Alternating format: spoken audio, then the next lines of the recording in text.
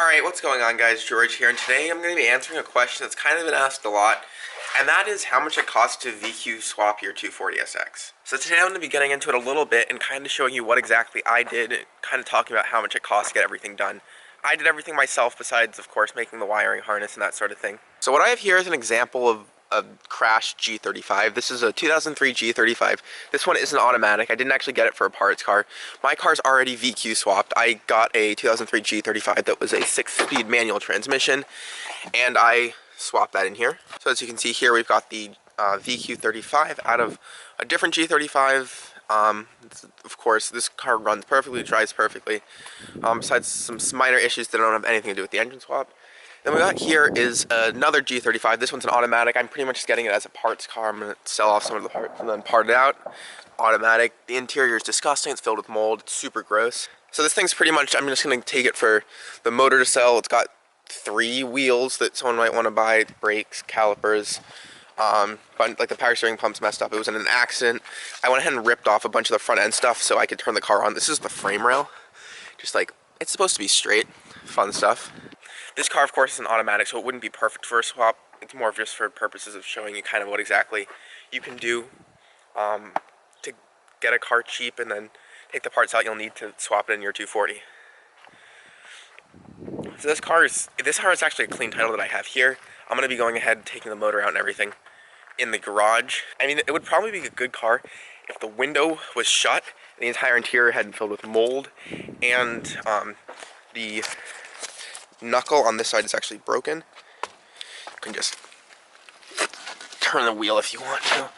Like, that's not the thing. You can see the knuckle or the tie rod mount kind of broke off. I could fix the car, make it drive. I have parts from my other G35, but really it's not really worth it just because the interior is so messed up. It is like bent, the frame rails are bent, so it's never gonna actually be like a really good driving car. Again, airbag went off, windshield's cracked, so it's pretty much just gonna be a parts car at this point.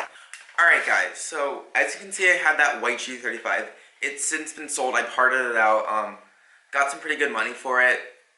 There are a bunch of parts on them that people want to buy, and that's kind of the way that you're going to go about VQ swapping your 240 if you actually want to do it for cheap. So just breaking down the total price. I'm just going to go through the different parts that I had to acquire and should have acquired for this swap and kind of how much they're going to cost. So from Hexa Garage, I got motor mounts and I got the wiring harness, as well as the ECU immobilizer delete, which is necessary if you're getting a G35 350Z. The ECU won't work once you like pull it out and everything. It won't work in this car if you plug it in. So you have to have the immobilizer deleted from it or it's not going to run. So the motor mounts are going to cost right around $400. The ECU immobilizer delete is around $350, and then getting the wiring harness is around $350 as well. So the reason that I was able to do the car for cheap is because I bought a 2003 G35 6-speed manual that I took the drivetrain out of. That was something I chose to do because I saw the deal pop up. It seemed like the best option, and after doing the swap, I can tell you for a fact it's the right option. I paid $2,000 for a salvage title G35. The interior was kind of destroyed. It did have a 6-speed. It had around 130,000 miles on it. And it ran great. And the real amazing part about this car is that it was I don't know if they call it the sport model or what, but it had the huge Brembo brakes on it. It had an LSD. So those are just a bunch of parts that I sold and made money back on. And that's kind of like the basis of this entire swap and how I did it and how I did it for cheap. I said I went out and bought a car that I was going to use the parts off of, because you can't do it for nearly the price I did it if you don't do that.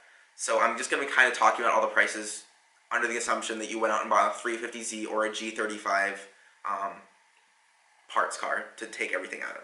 So for the drive shaft, I went ahead and took my stock 240 drive shaft as well as my G35 drive shaft, went to a drive shaft shop, measured what they wanted, told them exactly what I needed. They made me a drive shaft using the stub on the differential as well as the output shaft on the transmission. G35 Part K drive shaft, like a one-piece drive shaft. It was $260 to get that made, and working drive shaft, one-piece drive shaft for $260. It's a steel one.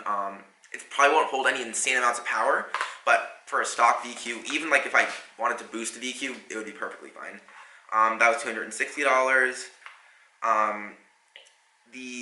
Something else you need to do if you don't want to cut the transmission tunnel is to get a shifter relocation.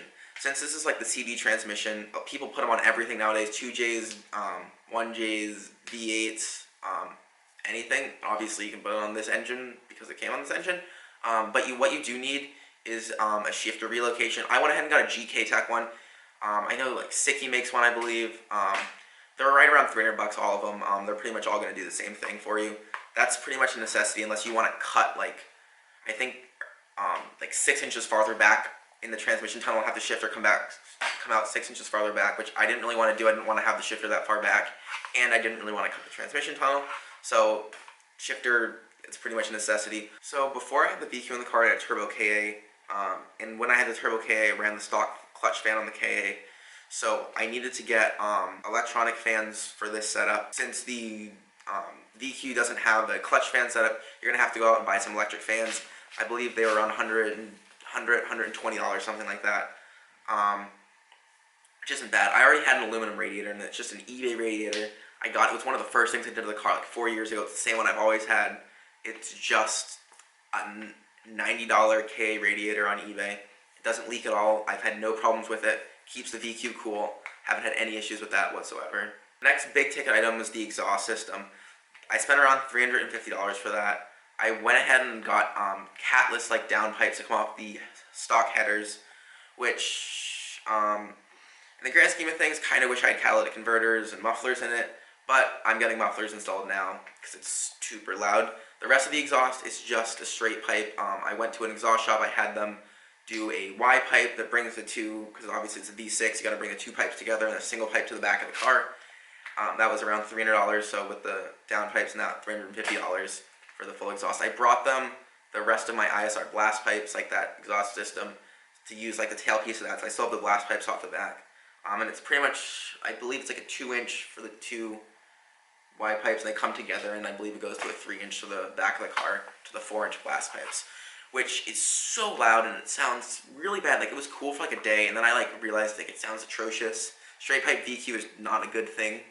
I'm gonna be getting a pretty big muffler put in either by myself or an exhaust shop to quiet it down, which should help with the sound a lot, and I'd recommend doing that if you're gonna get an exhaust made. Or you can just get a muffler on a tip. Just make sure you get a muffler if you want to do this swap. The next thing is a clutch setup. I left the clutch that was in the car. The guy told me it was a new clutch, and I haven't had any reasons to suspect otherwise, but when you have the engine out of the car, just put a new clutch, flywheel, get resurface, whatever you need to do, even stock stuff, just replace it. I didn't do that, and in the grand scheme of things, I probably should have. I'm just adding $3 for resurfacing, flywheel, pressure plate, and clutch disc, throw bearing, because my throw bearing is bad. It makes a bunch of noise when the car heats up, which it's my fault. I should have done the clutch when I had the motor out of the car, but I was like, I don't want to do it. Should have done it. I highly recommend you're doing it. It's so much easier to do when the engine's out of the car. It would have just been taking the impact, all the bolts, pulling them off, and doing it. It would have taken maybe 30 minutes when it's out of the car, but now if I want to do it, it's going to be just because you have to bash the transmission tunnel to fit the VQ transmission in the first place, so it's super tight. Don't know if I'm going to be able to do it. Might have to lower the front subframe or take the motor out partially to get to the bolts. Don't really want to think about it, but definitely something I'm going to have to do in the near future. So I went ahead and factored $100 in just for different fluids. It's going to be transmission fluid, motor oil, coolant, power steering fluid, right around $100 for everything. That's the kind of thing you don't really think about when you're doing a swap modification, is how much fluid you're going to have to put into it and how much it's going to cost. And then this is kind of where we get into like the stuff that's made cheaper because you don't have to go buy it because you have a parts car. The engine and transmission, if you went out and did that, that would be something you'd be spending, I'm probably around $1,000, $1,500 for a CD transmission and a VQ in running condition. And when you're doing that, you're also taking the risk that it might not even run. I know people will have videos, compression tests, and those are pretty good signs, but you're always taking a chance when you're buying a motor like that. So in my swap, I'm factoring an engine in as $0. You'll see why later on when I tell you how much I sold parts for off the car and kind of like the net price of everything. The power steering system, I used all the stock G35 power steering lines. You just have to bend them a little bit. All the fittings are the exact same size as the 240 power steering rack. don't have to buy a single thing. I bought like a rubber hose for like the drain tube from like the reservoir to the power steering pump. That's it. So power steering, I didn't spend a cent on it. Maybe I spent $3 on it. Fuel system. You just take the stock G35 350Z sending unit. It's a returnless style system. This factory 240 is a return fuel system. You just remove the return line from the car. The VQ or 350Z G35 pump, it bolts in where the 241 bolts in. You don't have to do anything. Just, I believe, got the gasket for it. 6 bolts. It's in the tank. I believe you have to cut the fuel float for the fuel level because it doesn't really clear on the tank. But aside from that, just fit bolts straight in. For the instrument cluster, I have a G35 one still. I haven't hooked it up yet. I talked to Hexagarage and it has wiring off their harness, so it should work.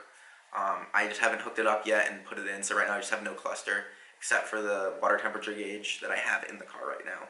And again, I'm factoring that in as $0 because you have the car, so it's not really an increased cost. So that's pretty much everything you're going to have to buy for the setup. There are going to be little odds and bolts, hardware, gaskets, that sort of thing. Totaled out, I totaled that is around $2,500 of parts that you're going to have to buy to actually complete the swap. Now I'm going to get into the other side, and that's how much I sold things for off of my G35 that I got for a donor car. The car was a little dinged up. It had a salvage tail, so it wasn't really good as like a chassis. No one wanted it, especially without an engine. It's like G35s are not at the point where people like want chassis. So I made a list of all the parts that I sold when I sold them because I kind of wanted to see at the end of everything how much I recouped on selling parts.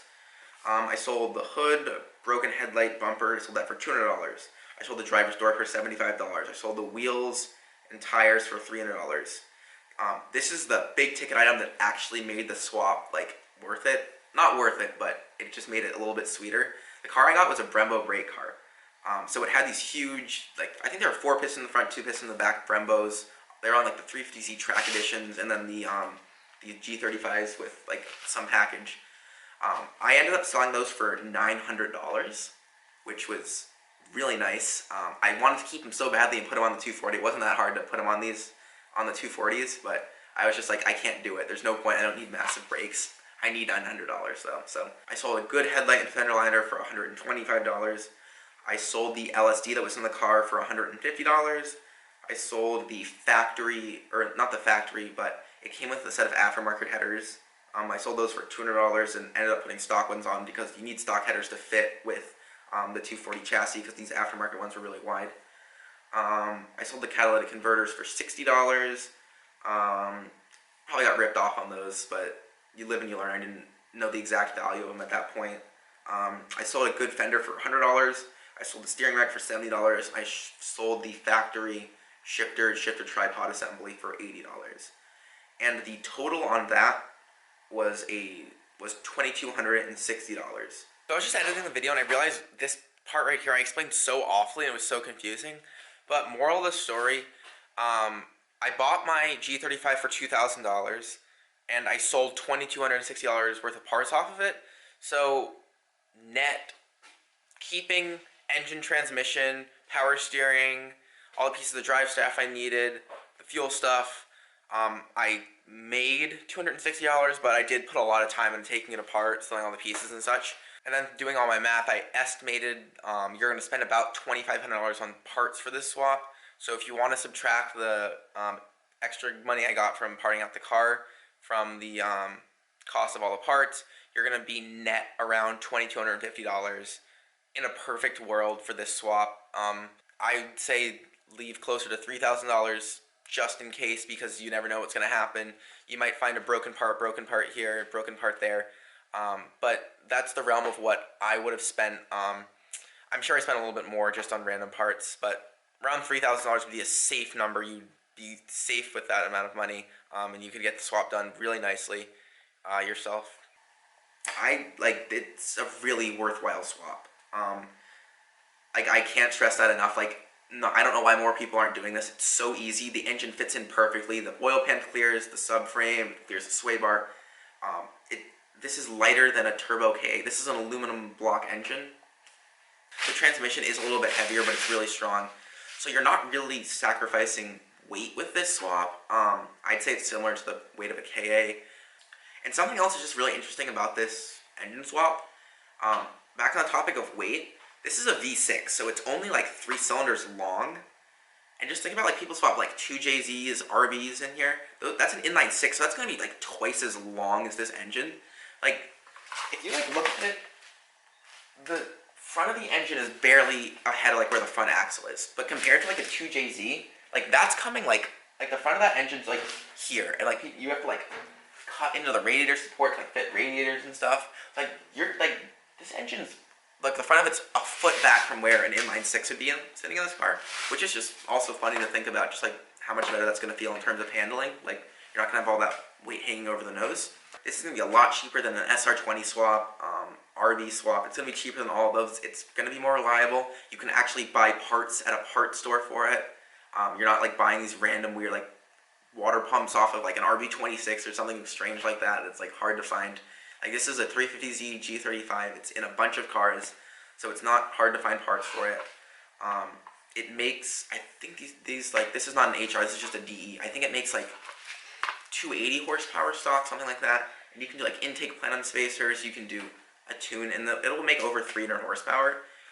In a car like this, like that's perfectly fine. That's like how much power an SR with like a turbo is, and maybe injectors and a tune is going to make. And you're going to end up spending 2, 3, 4, 5 times as much on just like that sort of setup. So it's really interesting. Like more people aren't doing it.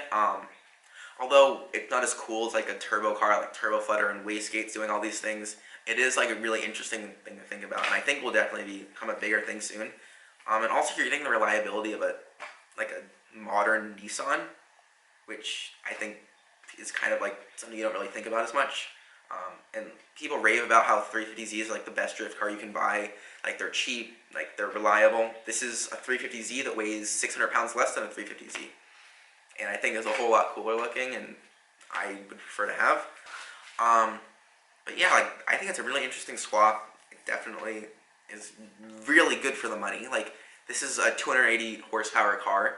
Like I've gone drifting with it a few times. Although the gear ratio is a little screwed up because of the CD transmission and the stock 240 rear end, like it's pretty short ratios. Like I haven't really found any issues with it yet. Like it will shred third gear in the dry.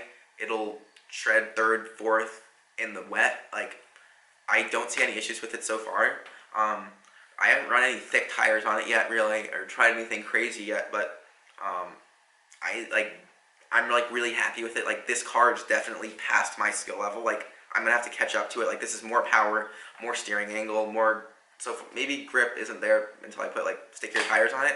But like this car is definitely like something you could like build your skills with a lot. It's hopefully gonna be really reliable, and that's kind of like what I'm going for now. Like went through KAs, turbo KAs. I didn't do it right. Like they didn't end well. I'm hoping this thing lasts a long time.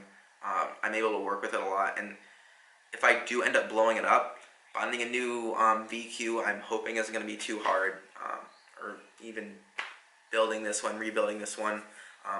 So I guess we'll see how it goes. I'll of course keep you guys updated. And then I'm not even done selling parts off the G35 that I got. I still have the axles sitting right next to me. Those are like $100, I think. Sell them on eBay, Facebook. Bunch of other just random odds and ends. I still have a VQ radiator, AC condenser, like power, like just a bunch of random stuff that I still can sell. And another thing that people kind of like wonder about, you can just look at the engine. It looks like it does sit pretty high in the car. That is because it's obviously V6. Like it's not designed to be in a really low car like this. Like a 350Z and a G35 is a much larger engine bay. It does clear the hood, like just chop a little piece out of the like the hood underside webbing, and the hood will close no problem. Yeah. So we'll take a quick look at what the engine looks like in the car, just so you can kind of get an idea of like what you'd be getting into. So what I got, this is just some random, this is like an engine intake, came with my G35 I got. I just cut the tube and stuck the intake right over here. Not that much you can see, got the K radiator up here. I threw an engine cover on it, V6 3.5, it's a little bit funny. So yeah, like for the clutch, like the slave cylinder, the clutch, like a normal 240 clutch line will bolt right up to it. It's the same thread pitch and such. Like the only gauges I have on it right now are a water temperature gauge. I should probably get oil pressure and oil temperature as well, just to monitor those. Maybe a tachometer, that would be cool. So like, yeah, it's a pretty simple engine bay, although there is a lot of wires. There are a lot of wires just strewn about. I want to clean that up too, but we'll get to that eventually. So that was just like a quick breakdown of how much I had to pay for all the stuff that I did to the car, give or take a few $100s on each end. So if you guys did like that price breakdown, of course let me know. If you have any other questions about the swap, let me know. I can make another video talking a little more about like the actual car, how it drives, how it feels with the VQ. But all in all, I'm really happy with it. Like, it's like, this is like exactly what I want from this car. It's gonna make good power, it's gonna be reliable, and I'm hopefully gonna be able to drive a lot more. I'm not gonna have to worry about engine being stupid and braking. So if you did enjoy this video, make sure to like, comment, and subscribe, and of course let me know what you'd like to see in the next one.